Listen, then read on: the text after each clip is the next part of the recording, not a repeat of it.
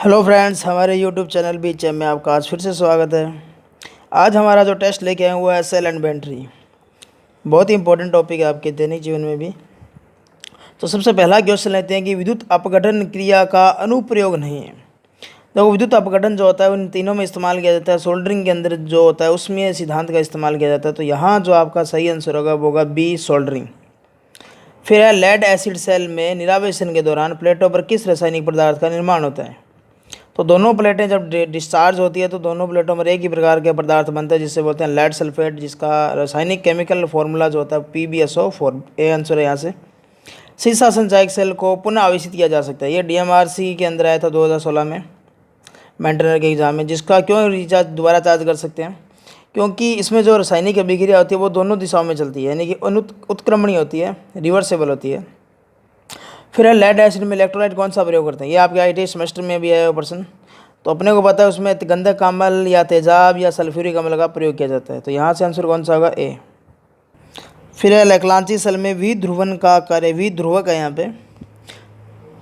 तो विध्रुवक कौन सा होता है कि जैसे हमने देखा होगा कि जो हाइड्रोजन गैस होती है वो क्या होती है कि एनोड से निकलती है। तो वहाँ उसकी अचालक परत बन जाती है। उस परत को समाप्त करने के लिए अपने काम क्या करते हैं, MnO2 का इस्तेमाल करते हैं। वो काम क्या करता है कि इसको जल में बदल देता है। अगला है दो असमान EMF की बैटरियों को समांतर में जोड़ने पर। अगर असमान EMF एक का कम एक का अधिक है तो आपको EMF का अंतर मिलेगा लोड के ऊपर। फिर 48 एम्पीयर घंटा। देखो, एम्पीयर घंटा का गुणा जो होता है वो 48 आना चाहिए। यहाँ सभी ऑप्शनों में 48 आ रहे हैं, लेकिन इसका जो करेक्ट आंसर होगा वो ये नहीं होगा, कि बैटरी की जो एम्पीयर घंटा क्षमता जो होती है उसका निर्धारण 8 घंटे के आधार पर किया जाता है। तो यहाँ 8 घंटे के आधार पर आपका आंसर होगा डी। फिर है 2 वोल्ट और 0.5 आम आंतरिक ओम का प्रतिरोध है उनका, और 5 सेलों को श्रेणी क्रम में जोड़ा है। तो श्रेणी क्रम में वोल्टेज बढ़ेगी तो 2 का गुणा करोगे 5 से 10 आएगा, और EMF जो आंतरिक प्रतिरोध है इनका वो भी क्या होगा, जुड़ेगा। तो 0.5 को 5 से गुणा करो 2.5 आंसर आएगा। फिर इलेक्ट्रोलाइट में सुधियों के कारण होने वाली आंतरिक शॉर्ट सर्किट की स्थिति क्या कहलाती है। आंतरिक शॉर्ट सर्किट जो होता है ये कैथोड जो होता है उसके ऊपर जस्ते में शीशा, लोहा, इनकी अशुद्धियाँ होती हैं, उनकी वजह से होता है, और इस क्रिया को क्या कहा जाता है, स्थानीय क्रिया।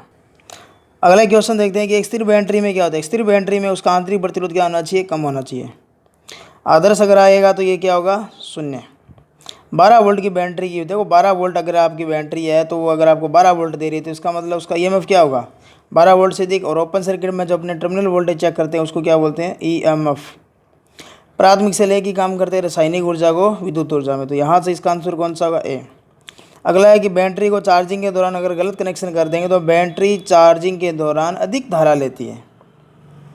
अगला है शीशा अम्ल में सल्फेशन दोष। सल्फेशन दोष कब होता है, जब आप बैटरी को लंबे समय तक चार्ज नहीं करते हो, तो अपूर्ण चार्जिंग के कारण होता है ये। एक सल्फ्यूरिक अम्ल में जब पानी मिलाया जाता है तो हीट उत्पन्न होती है।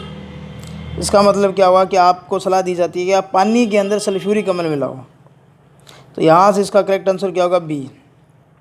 अगला है 2 असमान EMF की बैटरियों को। असमान EMF की बैटरियों को हमेशा क्या जोड़ना चाहिए, श्रेणी में जोड़ना चाहिए। अगर आप समांतर में जोड़ोगे तो अपने 6 नंबर जो क्वेश्चन किया था वो स्टोरी हो जाती है कि EMF का अंतर मिलता अपने को।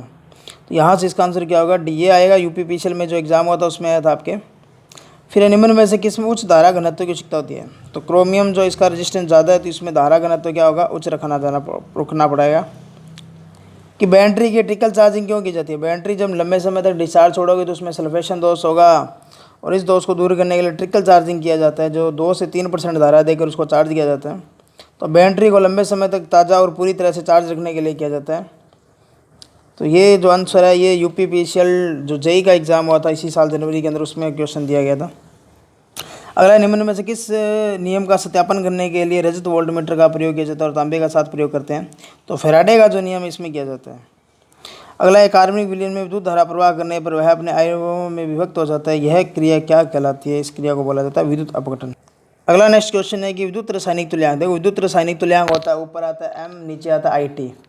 IT को आप क्यों भी लिख सकते हो, क्योंकि IT जो होता है उन दोनों का मल्टीपल क्या होता है, आवेश होता है। तो यहाँ से आपका जो ऑप्शन होगा, देखो नीचे कुलाम आएगा, पर का मतलब क्या होता है, भाग। कुलाम आएगा, कुलाम में एक ही ऑप्शन बचता है जो आपका कौन सा आंसर है, बी। इलेक्ट्रोप्लेटिंग में क्या होता है कि अगला क्वेश्चन इलेक्ट्रोप्लेटिंग है। इसमें क्या होता है कि एक दूसरी जो वस्तु होती है जिसके ऊपर आप चांदी की या अन्य जो चमकदार पदार्थ होती है उनकी लेप चढ़ाना चाहते हो तो वो प्रक्रिया की जाती है। और अन्य प्रतिलिपि तैयार करना, इसको बोलते हैं इलेक्ट्रोटाइपिंग या मुद्रण। तो यहाँ जो आपका 22 नंबर होगा, इसका आंसर होगा ए। निम्न में से प्राथमिक अम्लीय सेल है। देखो अम्लीय सेल कौन सा होगा, जिसमें विद्युत अपघट्य जो होगा वो अम्ल इस्तेमाल करेंगे। तो यहाँ आपका जो आंसर होगा वो होगा ए, सी होगा। अगर इसमें क्षारीय सेल पूछे प्राथमिक तो ए और बी दोनों होंगे। अगर सेकेंडरी अम्लीय सेल पूछे तो लेड एसिड सेल होगा। स्थानीय क्रिया को दोष को दूर करने के लिए अपने काम क्या करते हैं, जो जस्ता जो होता है ना, जस्ते की छड़ में ये दोष होगा जिसको अपनों बोला था स्थानीय क्रिया, और अपने इस दोष को दूर करने के लिए क्या करेंगे, मरकरी का लेपन करेंगे। इस क्रिया को क्या कहा जाता है, अमलगमेशन। फिर है निम्न में से किस सेल में रासायनिक अभिक्रिया अनुत्क्रमणीय नहीं है, मतलब जिसको आप दोबारा चार्ज कर सकते हो वो अभिक्रिया पूछ रहा है आपसे। अनुत्क्रमणीय का मतलब जिसमें एक दिशा में धारा प्रवाह नहीं होता। तो बाकियों में एक दिशा में धारा का प्रवाह होता है, जबकि इसमें क्या होता है, निकल आयरन में दोनों दिशाओं में, मतलब आप इसको दोबारा चार्ज कर सकते हो। शीशा संचायक बैटरी में डिस्चार्जिंग प्रक्रिया के दौरान कैथोड पर किस प्रकार के आयन गति करते हैं। तो जब डिस्चार्ज होता है तो एनोड पर पॉजिटिव आयन आते हैं और कैथोड पर नेगेटिव आयन आते हैं। विद्युत अपघट्य उन्होंने इस्तेमाल किया था H2SO4। तो नेगेटिव आयन कौन से होंगे, सल्फेट आयन। जब इसको चार्ज करोगे तो ये प्रक्रिया क्या होगी, उल्टी होगी। अगला टॉपिंग अप। टॉपिंग अप में क्या किया जाता है, अम्ल में अब क्या हम क्या करते हो, अशुद्ध जल को मिलाया जाता है उसकी इलेक्ट्रोलाइट का जो स्तर होता है उसको बढ़ाने के लिए। एडिशन सेल में ध्यान रखना, क्योंकि PbSO4 नहीं बनता तो सल्फेशन दोष नहीं होता। 12 वोल्ट की लेड एसिड बैटरी में अपने को पता है 2-2 वोल्ट इनकी टर्मिनल वोल्टेज होती है, तो 6 सेल होंगे, तो और वो कैसे जुड़ेंगे, श्रेणी क्रम में। अगला एक लेड एसिड सेल में धनात्मक प्लेट कितने हैं, 5 है, तो टोटल प्लेट की संख्या क्या होगी, ऋणात्मक प्लेटों की संख्या अधिक रखी जाती है। तो इसका मतलब ऋणात्मक प्लेट पूछे जाए तो आपसे क्या होगा आंसर 6, और टोटल प्लेटों की संख्या क्या होगी 11। एक पूर्ण आवेशी शीशा संचायक सेल में विद्युत अपघट्य की स्थिति क्या होगी, तो इसकी जो स्थिति होगी 1250 से 1280। एक शीशा संचायक बैटरी में सल्फेशन दोष, ये भी DMRC का जो एग्ज़ाम हुआ था हाल ही के अंदर 2018 के अंदर, उसमें आया था मेंटेनर के एग्ज़ाम में। तो 1.8 वोल्ट है, इससे नीचे कभी भी बैटरी को डिस्चार्ज नहीं करना चाहिए, इसमें सल्फेशन दोष उत्पन्न होता है। अगला एक high rate discharge cell test होता है, उसको टर्मिनलों पर ज़्यादा समय तक नहीं निकालने की सलाह दी जाती है, क्योंकि उसमें बकलिंग दोष उत्पन्न हो जाता है। अगला एक इंपॉर्टेंट क्वेश्चन है कि आपको दिया गया है कि 25 एम्पीयर घंटा एक निकल आयरन की बैटरी है, उसकी चार्जिंग करंट क्या होगी। चार्जिंग करंट मैक्सिमम जो होती है उसकी एम्पीयर घंटा क्षमता की क्या होती है, 10% से अधिक नहीं होनी चाहिए। तो 25 का 10% निकालोगे तो 2.5। एक बैटरी है वो 8 घंटे एम्पीयर धारा 10 घंटे तक प्रदान करती है, तो एम्पीयर घंटा क्षमता क्या होगी 80। निकल आयरन बैटरी में एम्पीयर घंटा और वाट, देखो एम्पीयर घंटा किसकी गई होती है, आवेश, और वाट घंटा ऊर्जा।